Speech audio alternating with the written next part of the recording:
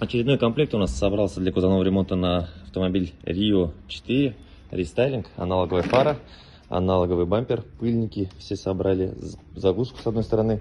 И капот у нас тоже аналоговый. Все это приняли, осмотрели. Будем передавать в сервис и уже ремонтировать автомобиль. Понимаем, что мы можем отдефектовать ваш автомобиль.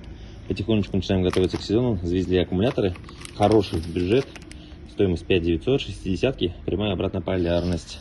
Напоминаем, что при сдаче старого делаем скидку.